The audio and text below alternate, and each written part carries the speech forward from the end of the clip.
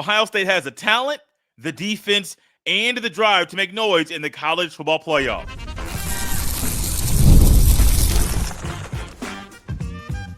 You are Locked On Buckeyes, your daily podcast on the Ohio State Buckeyes. Part of the Locked On Podcast Network, your team every day. Welcome in, Buckeye fans, to our Tuesday edition of Locked On Buckeyes, which is your daily Ohio State podcast.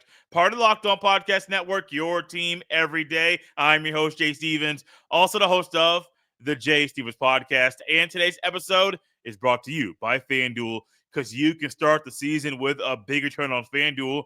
New customers can place a $5 bet, and you'll get started with $150 in bonus bets if you win your first $5 bet. Simply visit FanDuel.com to get started. During today's show, we will discuss quarterbacks in the portal the Buckeyes must pursue, as well as if the Buckeyes offense will use more tempo in the playoff. But before we get to any of that, it's all about Ohio State having the talent, having the defense, and ultimately having the drive to make noise in the college football playoff, because that's exactly what they have. Let's not get it twisted. Ohio State is still one of the most talented teams in the country. Let's not get it twisted. Ohio State's defense is still one of the best defenses in the country. You put those two things together, you get an ultimate drive that the Buckeyes have right now that should fuel every single player and fuel every single coach to do their part to beat Tennessee, because it's one game at a time. And when you have the talent and the defense and the drive, you're focused on that one team. You're not looking ahead to a potential rematch with Oregon in the Rose Bowl. You're focused on the Volunteers, December 21st in prime time, the first December home game in Buckeye history. There's a lot of stuff riding on the line, a lot of history on the line. Second all-time meeting between the Buckeyes and the Volunteers. All that history stuff is great. And that should help you focus on the task at hand. And the task at hand is using the formula that Ohio State has right now on this team to beat Tennessee. Now, let's look at the talent, because I think there's three phases to this. When you look at the talent that Ohio State has, all over the field, offense, defense, even sometimes the special teams is making big-time plays. Now, there are holes here. There's a hole there, but the hole is not massive. The hole is not something that Ohio State cannot figure out a way to overcome that setback on the team, which is a huge luxury Ohio State has. Also a huge luxury is playing in the horseshoe in the playoff. Because I said it earlier, I said it Saturday, Sunday, I said it yesterday, I'm going to keep saying it. There are only 4 teams that have the opportunity to play at home in the playoff, and Ohio State is one of those 4 teams. Yes, the Buckeyes would prefer to have a bye because they would have loved to win the Big Ten championship, but they didn't get it done. Now, the next best thing is hosting a home playoff game, and they're doing that right now. So that luxury should be one that should fuel Ohio State. You don't want to have a letdown in front of your home fans in the playoff, the first home playoff game in the shoe. You don't want that kind of letdown. Let that fuel you, but also let that talent just ride. Let that talent do what it is there to do. Let that talent just go up there and flourish and just make plays all over the field. Because Ohio State still has a guy named Jeremiah Smith. The Buckeyes still have a guy named Emeka Egbuka. They still got number 17 from Chi-Town and Carnell Tate. They still got Trevion Henderson. They still got Quinshawn Judkins. They still have an offensive line that can get the job done. I firmly believe that even though there have been issues with the Buckeyes offensive line, the 5 guys that'll roll out there against Tennessee, as long as they're the right 5, they'll get the job done. I have no question about that if it's the right 5. Because I do think there could be the wrong 5 out there, and then we're going to come back on here in the postcast and saying, we talked about it. If you put the wrong 5 out there, it's going to be bad news bears for Ohio State. But they put the right 5 out there, that's going to allow the offense to flourish and to flow in a way that everybody expects it to have. Now, the defense. The Buckeyes defense this year has gotten me excited in a way that I really hadn't been excited about the Buckeyes defense in a long time. All 3 levels, defensive line, linebackers, and in the secondary, everybody has stepped up in big ways all season long. But the linebacker play to me is the biggest bright spot and the biggest reason why the Buckeyes defense has played as well as it has this year. Cody Simon, Arvell Reese, Sonny Styles, those three guys have done a phenomenal job of playing linebacker in Columbus and have elevated the play of the linebackers, and it might be the best linebacker play we have seen in Columbus in quite a long time. Cody Simon's leadership, the blocko, that mentality that he has, having a career year. Sonny Styles going from safety to linebacker was the right move for his career, and once he started to figure the thing out, once he got his feet under him, once he stopped going and practicing from one position to a next, we see how well Sonny Styles is playing the linebacker position. And then Arvell Reese, the newcomer, the youngster, but he has still been a big piece of the pie as well.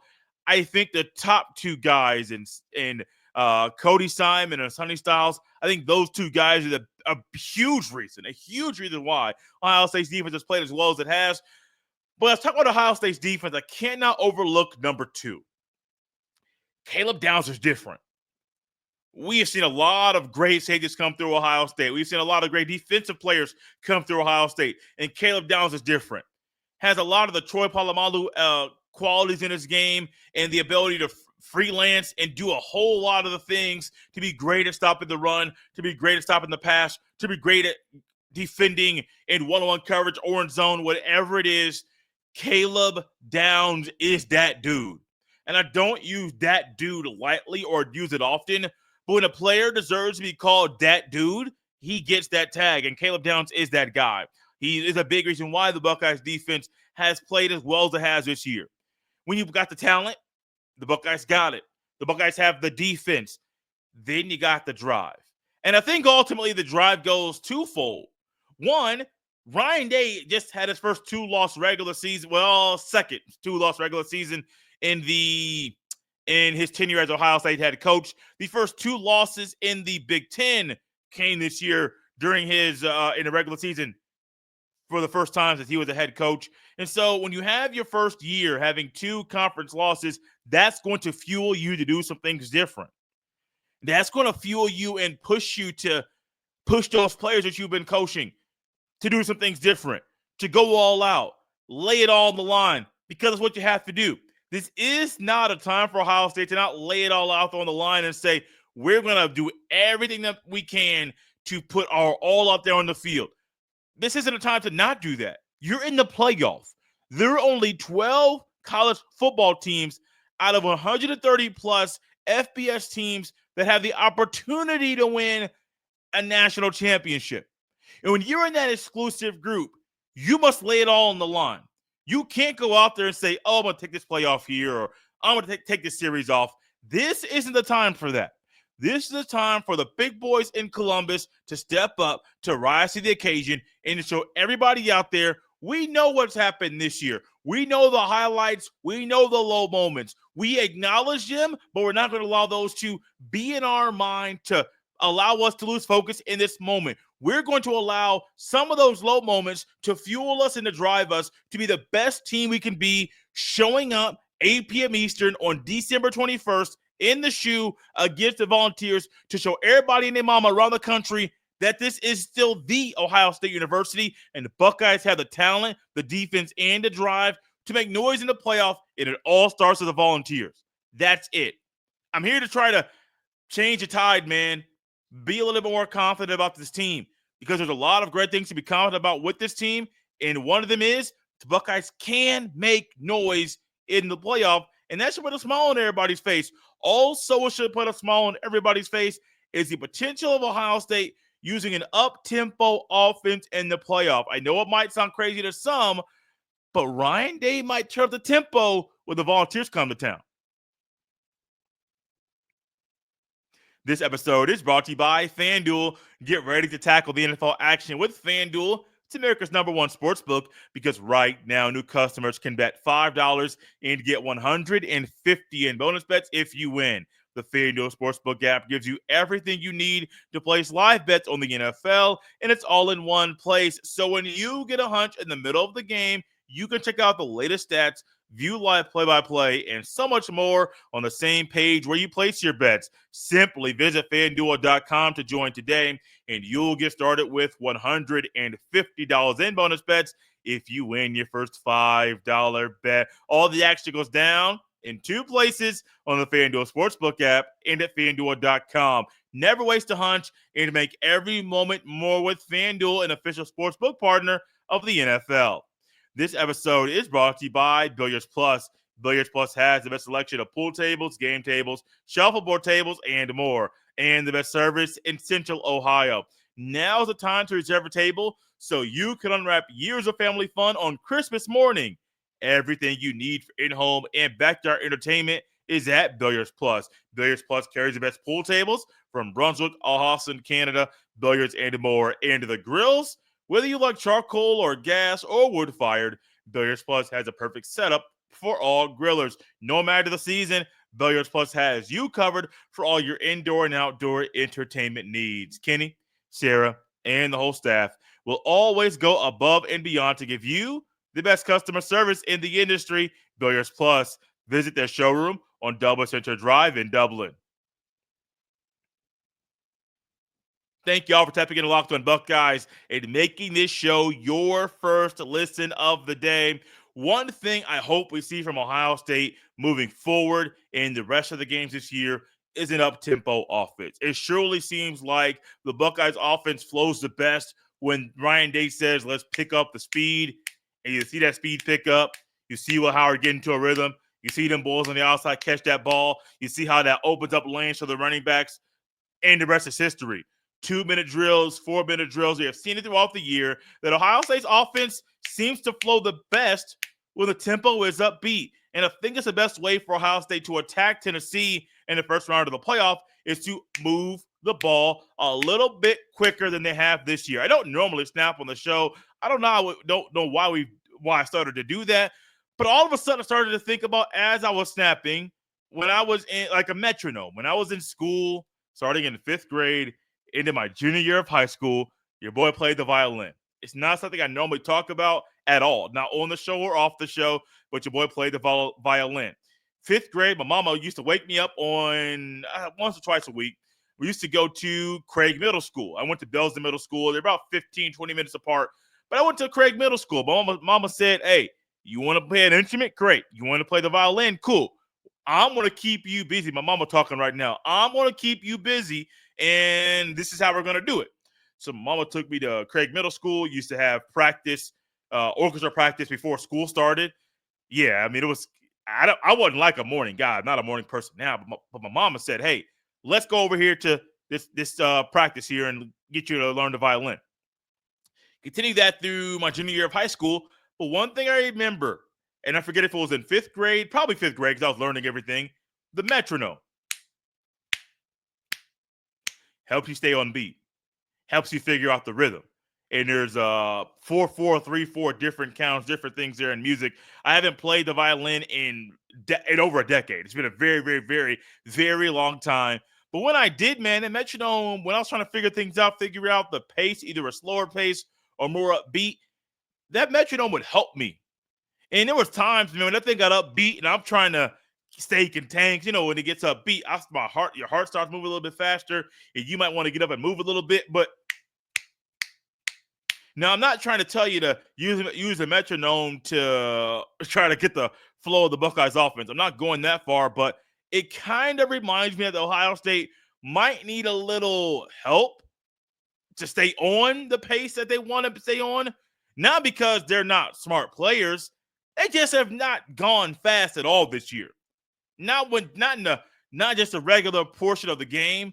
They have not gone fast. Now, I know Ryan Day was trying to slow roll this thing and prepare his team, helping them to stay fresh and ready for the long haul of the playoff, which is cool. But think about what Ohio State would be this year if they went up tempo. They might be undefeated.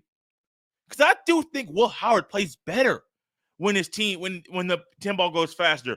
I think the receivers are ready to attack the defense in a way that is a little bit different because the tempo is faster. Honestly, I think it helps the run game too. I think overall the offense in general flows better when the tempo is a little bit faster rather than you understand. You get the picture. And right now for Ryan Day, bring back Georgia Ryan Day. Bring back that guy that was ready to just take it all, go all out, do whatever was necessary for his team to win. You had CJ Stroud doing things he hadn't done throughout any game he played as a Buckeye. And I went back and saw some clips in that game. I'm not a glutton for punishment, but I want to kind of relive the moment to see what happened in that game, which ultimately caused Ohio State to lose. There were some errors on defense, some errors on offense. I forget the guy from Georgia, but it was I don't know if there was targeting Amari Harrison Jr. or not, but it surely seemed like Comey was trying to take him out, and it knocked out the game. Caged over, had a messed up back, had to go to the hospital. There were some things that didn't go Ohio State's way, but I wanted to go back there and see. And Ryan Day was locked in. I remember there was one time we had this double fisted, kind of been over. Bring that Ryan Day back. Bring back the Ryan Day that is ready to just lay it all out there, just like the players. Not the reserve guy or the guy trying to stay all straight face just because the cameras are out there. No. Lay it all out there, Ryan Day. Act like this is the last game you're playing, because if you lose, it will be the last game you're playing this year. But Uptempo is the way to go. Earlier this year, I've been telling a lot of stories about the high school games I've covered this year. This one's very important because it kind of helps me remember how a coach can help a player get out of a rut. Not saying names just for privacy's sake, but there was a game I was covering this year, and I saw in the moment the quarterback on one drive fumbled a snap. A couple plays later in that drive, he threw an interception. And so I saw him kind of get rattled. And this is a quarterback that first time starting, he's a sophomore, and so he's making sophomore mistakes. Mistakes a first-year starter would make. And the next thing I know, I see some of the older guys, some of the receivers go over them and try to keep up his spirits, keep his morale up. The coach did something on the very next drive that I asked him about after the game. They went tempo. And the coach literally, after every play, said, check with me, look at me, and called the players on the sideline. No, took the guesswork out of it, took the mind work out of it, and just said, hey, let's go play ball. And Uptempo changed the entire game, changed the trajectory of the game, changed the flow of the offense. They went on to blow that team out. I forget exactly who it was. Well, after the game, I went back to the coach and said, hey, coach, I noticed after your quarterback had some issues on a particular drive, a fumble snap, threw an interception, a really bad pass, honestly, you went to use a tempo. And the coach says, well, yeah, I wanted to take the guesswork out of it. I wanted to make him stop thinking. I wanted to take the guesswork out, and I wanted to kind of make the game easier for him. And it seems like there are times before Will Howard, who has done a great job playing quarterback this year, sometimes going up tempo takes the thinking out of it, helps him to stop thinking, and lets the offense just truly flow. Now, that's, I do think, a big reason why Ohio State's offense is better up tempo. Also, Ryan Day knows how to do it, man. We've seen Ryan Day throughout his Buckeye career. Once that tempo gets faster, sometimes that thing just starts flowing. But Chip Kelly's calling the plays, not Ryan Day. And let's just say for some reason this weekend or next weekend, things aren't flowing properly. Things aren't going the way the offense needs to go. I would have 100% not confidence. I would not be mad. Let's go that route. If Ryan Day decided to call plays. I understand he has the utmost trust in Chip Kelly, and he would trust Chip Kelly with his life. I get that. That doesn't matter right now. What matters is doing what is needed to win the game. And if you have to do something that you didn't think you would have to do when you hired Chip Kelly, and you have to call plays because sometimes the flow isn't there, do it. Absolutely do it. And that's what head coaches do. That's what guys that are the CEOs of programs do. They take over when they see things aren't going well and saying, I got this. Urban Meyer did it. We know Urban Meyer at times took over play calling when things weren't going right. Why? Because he had to. A loss or a win goes back to him. He has to answer for it. And if there is something Ryan Day can do to kind of help prevent the loss, do it. I don't care if people get mad. We're about winning games and moving further into the playoff. Now, after the playoff and leading into next year, Ohio State's going to have new guys in their quarterback room. Will Howard's graduating. Devin Brown has entered the portal, which makes me wonder what players the Buckeyes should pursue in the transfer portal. We'll talk about that next. This episode is brought to you by Omaha Steaks. Nothing delivers comfort and joy quite like the unrivaled quality and taste of Omaha Steaks. It's guaranteed perfection in every single bite, and right now you can save on unforgettable gifts with 50% off site-wide at omahasteaks.com. Plus, score an extra $30 off with promo code COLLEGE. With 5 generations of experience, they consistently deliver the world's best steak experience, and the gifting experts at Omaha Steaks have made it easy to deliver the perfect gift with thoughtfully curated gift packages featuring gourmet favorites, from legendary steaks to mouth-watering desserts and more. Save 50% off site-wide for a limited time at omahasteaks.com. Plus, our listeners get an extra $30 off with promo code COLLEGE. That's 50% off at omahasteaks.com and an extra $30 off with promo code COLLEGE. Minimum purchase may apply. Thank y'all for tapping in Locked on Buckeyes and making this show your first listen of the day. There was some news that came out on Sunday, I believe, after we recorded the Monday pod regarding Devin Brown. And Devin Brown has announced that he is going to enter the transfer portal, but still stay with the Buckeyes through the college football playoff, which I find a very interesting move. Not mad about it. I find it very interesting because Devin Brown could go to the portal, find a new school, and be at that new school in January when the new semester starts. Let's just say that new team is a team that's going to be in the CFP. He could be practicing with this new team in January. Now, I understand why he wants to stay with his team, with his brothers and all of that stuff. But also, if you're entering the portal now, you might want to get a head start on potentially going to a school where you can start next year. I'm not saying he's going to transfer to a playoff team or not. I'm not going that far, but I find the move very interesting. I get it, but I find it interesting. While I find that move interesting, I also think that Ohio State shouldn't waste any time in trying to fill that hole in the quarterback room. You are now going to be without 2 of the 5 quarterbacks that are currently in the room in 2025. Will Howard is gone, and Devin Brown is now going to go into the portal. And I don't think he's going to do a Bryson Rodgers move and come back to Ohio State. I think Devin Brown is gone. Absolutely gone. And you got Lincoln Kidhole still there, Julian Sands still there, Aaron Nolan still there. My gut says at least one more of them leaves. So there's some guys in the portal that Ohio State should pursue, and there are some guys that I say, no.